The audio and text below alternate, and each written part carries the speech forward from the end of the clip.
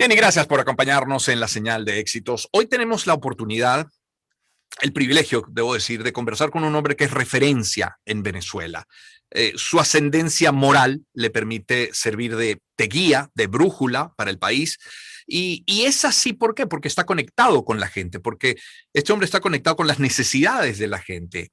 Y porque, según entiendo, él ve la política como una forma de ayudar a los ciudadanos y no de aprovecharse de ellos. Tengo el gusto de dar la bienvenida al padre Luis Ugalde. Padre, gusto saludarle. Román, buenos días, un saludo muy cordial a ti y a toda tu audiencia. Y bueno, Yo quisiera, si me permite, hablar de negociación en primer lugar. En nuestra última conversación, la más reciente, quiero decir, padre Ugalde, dijo que usted veía con buenos ojos la llegada de Joe Biden a la presidencia de los Estados Unidos porque le pareció una forma de alinear los intereses de Estados Unidos con la Unión Europea, con la comunidad internacional toda, al menos de sus actores más importantes. Cuando uno escucha hablar hoy de negociación, de diálogos, aunque se den señales contradictorias por otro lado, ¿cree que estos últimos acontecimientos tienen que ver con el peso de Estados Unidos, con el peso de Biden? sí, yo creo que sí. En aquella ocasión lo que decía era que Europa, digamos, la política europea no iba a apoyar a Donald Trump y sus posiciones un poco estridentes verbalmente, aunque en la práctica se podría discutir. Pero en este momento no cabe duda que Europa ya dijo, para redemocratizar a Venezuela, pues tiene que hacerse unas elecciones tal como manda nuestra Constitución y exige cualquier democracia. Pero al mismo tiempo, no es simplemente hacer elecciones, sino cómo se reconstruye un país tan destrozado como el que tenemos.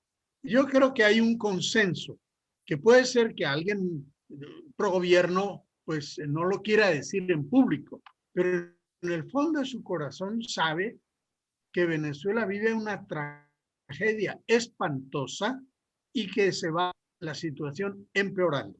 Y eso es lo que ve el mundo. Y afortunadamente, ni Biden abrió la mano para, bueno, vamos a dar luz verde al régimen de Venezuela, no lo va a hacer. Y Europa también está a tono con Biden y dice, bueno, aunque tenga posiciones más suaves, pero hay que ir a unas elecciones limpias y sobre todo tenemos que ir a la reconstrucción. Pudiera haber elecciones limpias y no haber solución en el país. ¿Por qué? Porque el desastre es de tal calibre, de tales dimensiones y tan abarcante que Venezuela, por ejemplo, nada más, cómo y por dónde se corta la hiperinflación. Hay que refinanciar una deuda de 150.000 millones de dólares, que no son 2 millones, son 150.000 millones de dólares. Y eso no se hace sin una configuración global. Venezuela necesita año a año decenas de miles de millones de dólares de inversión, que no pueden ser del gobierno porque el gobierno está endeudado y arruinado. Tiene que ser de la iniciativa privada. Pero ¿qué iniciativa privada va a venir o qué empresario venezolano va a invertir en esas dimensiones si no hay garantías fundamentales? Eso ha marcado al país. Entonces hay que sentarse. Y yo pongo enfermo y Venezuela era enferma en el año 1900 y el médico diagnosticó la enfermedad y dijo el remedio es este. Y resulta que el enfermo con ese remedio y ese médico no ha mejorado, sino va empeorándose y cada día está más cerca de la muerte. Y la gente está huyendo del país a niveles de que no tengo cómo comer, no tengo comida. Los sistemas educativos están cerrados, las universidades también, el empleo, el ingreso no sirve para nada. Entonces es una cosa mayor. Y entonces, ¿qué es lo que hace una familia con el enfermo y el médico? Mire, nosotros confiamos en usted, pero usted tiene que reconocer que el enfermo, todos los signos vitales, está mucho peor que antes y que se va a morir. Entonces hay que cambiar de tratamiento. Con el mismo tratamiento no hay futuro. Hay que cambiar de tratamiento. Pero vamos a hacerlo racionalmente y el nuevo tratamiento tiene que ser no simplemente lo que un médico opina, sino un consejo de médicos, porque algunas tragedias tan graves como esta ha habido en el mundo. Entonces, bueno, ahí es donde estamos. La negociación es esa. Y lo electoral es una parte de eso, naturalmente, pero de nuevo ahí nos estamos mintiendo unos a otros. Cuando usted le dice al régimen, ¿qué entiende usted por elección? Bueno, que el 21 de noviembre vamos a tener elecciones de alcaldes y elecciones regionales, ¿verdad? Y usted le pregunta a Guaidó y al plan de salvación nacional, ¿usted qué entiende por la palabra elección? Y va al punto primero y dice, el acuerdo consiste en 4 cosas. 1, un cronograma que convoque a elecciones libres y justas, es decir, presidenciales, parlamentarias, regionales y municipales, con observación internacional. Pero lo que quiero decir es que uno dice, tiene que incluirse presidenciales y parlamentarias, junto con las regionales y municipales. Y si usted le pregunta al gobierno, no sé lo que dirá en público, pero en particular dice, ni hablar. Aquí no hay elecciones presidenciales ni parlamentarias. El presidente será elegido el 2024. Bueno, estamos ahí. Yo no quiero dorar la cosa. Ahora, la iglesia, ¿qué dice? Bueno, la iglesia está dispuesta a ayudar en lo que sea. Tenemos que hacerlo arriba, abajo, con la gente.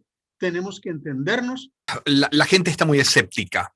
La gente le rehúye al término diálogo, al término negociación, incluso no está del todo ganada la idea de hoy en día. No la mayoría parece que sí apunta a unas elecciones siempre que sean en las condiciones justas para efectivamente elegir. Pero digamos, hay cierta resistencia a la negociación y al diálogo, aun cuando ello vaya a derivar en unas elecciones. Bueno, para quienes opinan así, hay una forma distinta de provocar el cambio con beneficios para la gente, para los ciudadanos, que sea distinta a la negociación, al encuentro, a los acuerdos que deriven en elecciones. Y una segunda parte de la misma pregunta, ¿podemos nosotros, los ciudadanos de este país, escudarnos por más razón que tengamos en la situación del país, en la economía, en las carencias, en los malos políticos, en que el gobierno va a desconocer el triunfo aún cuando nosotros ganemos? Todos los argumentos aún teniendo peso. ¿Podemos seguir tan divorciados así todos unos de otros, políticos con ciudadanos? ¿Cómo lo ves? Bueno, tú has empezado con una afirmación muy importante. La gente está escéptica y tiene razón para estar escéptica. Hemos probado esto, nos han mentido, nos han engañado, pero escéptica no solamente con las promesas del gobierno, escéptica también con la oposición. Venezuela necesita dramáticamente signos de mejoramiento. Y en eso tiene razón, diría yo, el régimen. No podemos dar signos de mejoramiento, primero porque lo hemos hecho muy mal. Hundimos todas las empresas, no hay una que esté funcionando bien. Pero aparte de eso, efectivamente, necesitamos un cambio internacional. No solamente quitar algunas sanciones que puso Estados Unidos. No basta quitar las sanciones, mucho más. Es volvernos a integrar en un proyecto democrático, tal como está en la Constitución. Tampoco es que decimos el imperio me va a imponer, no, no. Ustedes ayúdenme a que la Constitución que se hizo con mayoría chavista se cumpla. No es tiempo para engaños, sino la gente quiere pruebas. Y para ir a la reconstrucción del país tenemos que reconocer que el modelo que se implantó, político, económico y social, es un fracaso total, claro. Eso le cuesta al gobierno. Por eso el gobierno no va a ceder. Ojalá cediera, pero hace falta mucha presión interna y hace falta mucha presión externa para, no para entrar a la venganza, sino a la reconstrucción.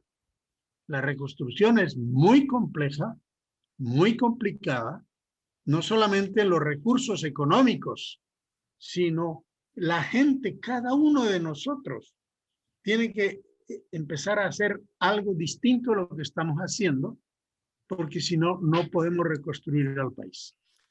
Padre Ugalde, conversamos con el sacerdote Luis Ugalde. ¿Es posible esa reconstrucción de la que habla sin la participación, o al menos el visto bueno del chavismo, madurismo, visto homogéneamente, porque dentro puede ser mucho más heterogéneo de lo que podemos pensar, pero ¿es posible sin su participación o visto bueno?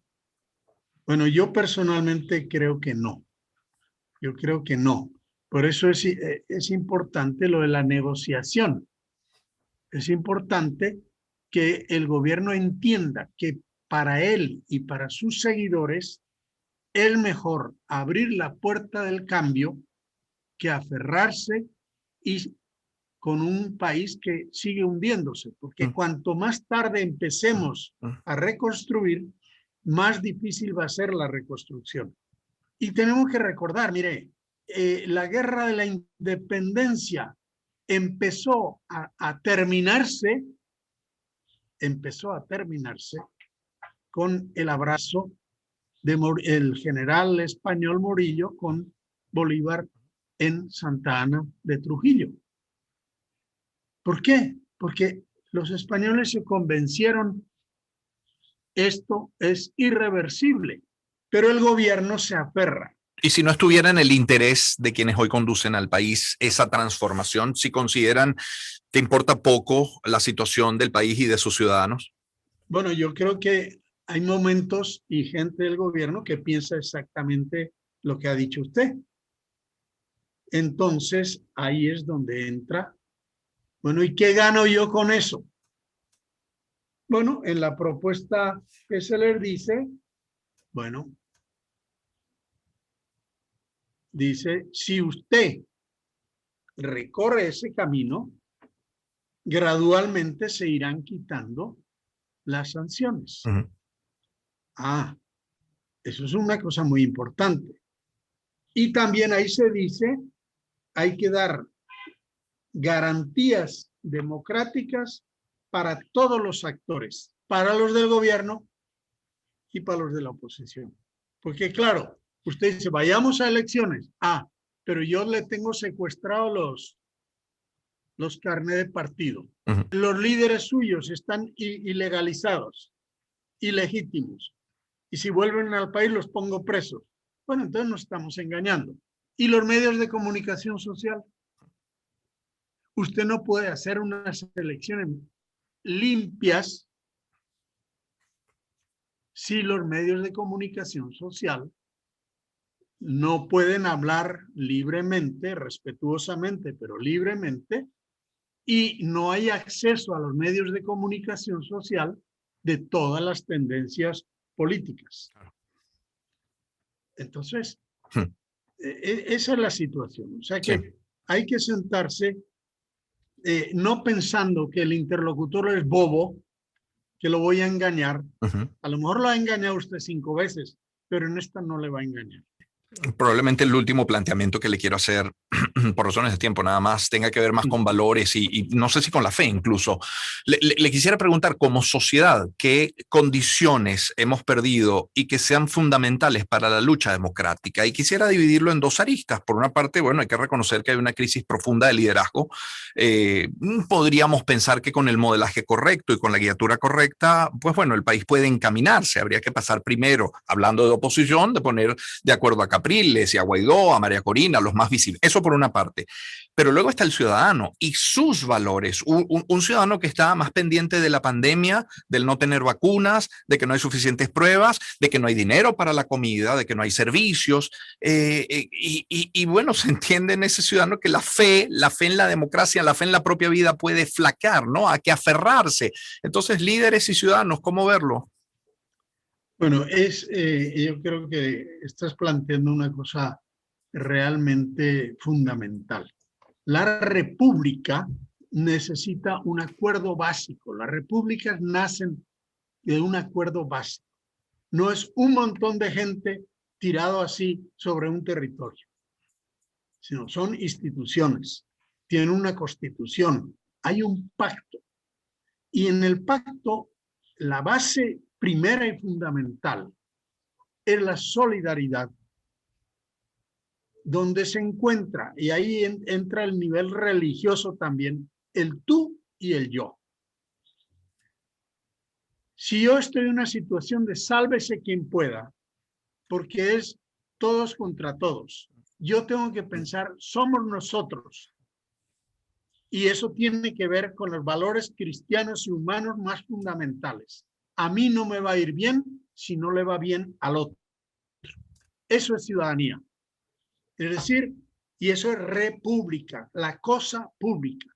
Yo creo, sin embargo, que en este momento en Venezuela hay actitudes de ese tipo, puede haber, pero hay también muchas actitudes, y yo lo veo en la iglesia y lo veo en los barrios. Yo llevo 35 años en lo alto de La Vega, y gente que a lo mejor no se hablaba en la misma familia, porque yo soy chavista y yo no soy. Bueno, hay un cambio. Hay un cambio y sobre todo hay un deseo de cambio. O sea, hay como una añoranza. Oye, si volviéramos a convivir, aunque tú pienses una cosa, yo pienso la otra, si volviéramos a sumar fuerzas, etcétera, ¿no? Sí. Y esas cosas en la historia se han hecho en Venezuela. O sea, cuando murió Gómez, pues el único horizonte era Gómez y el gomecismo. Y queda de presidente el que era ministro de defensa de él. Bueno, esto no tiene salvación. Y tuvo salvación. López Contreras vio la realidad y negoció. Y sacó presos de la cárcel con el programa de febrero y exiliados, perseguidos, y formó un gobierno con un programa de cambio que era de alguna manera programa de la oposición. Y entonces un paso adelante y otro atrás, pero fue avanzando y así se hizo la transición. Las transiciones se hacen así. Entonces, pero lo de los valores humanos es fundamental. La gente tiene que preguntarse, sí, está bien que yo le reclame a Guaidó, a Capriles, a María Corina, al gobierno, muy bien, pero yo tengo que cambiar la actitud. Somos 20 y tantos millones y la riqueza no está en la renta petrolera. La riqueza increíble para esta etapa y esta tarea está dentro de cada uno. Cada uno puede dar infinitamente más. Y ahí viene lo que nos dice el Evangelio: no quieras para otro lo que no quieres para ti. Y ama al prójimo como a ti mismo. Te tienes que amar a ti mismo, pero al otro como a ti mismo. Y en situaciones extremas de la vida, aun el que se cree más ateo y más, pregunta en el fondo de su autenticidad y descubre que eso es lo que le dice su conciencia. Ahora, al mismo tiempo, tiene que haber presión. Y tiene que haber la convicción de que si no hacemos eso, nos va peor. Incluso a usted jefe del gobierno, le va a ir peor si no hace este proceso.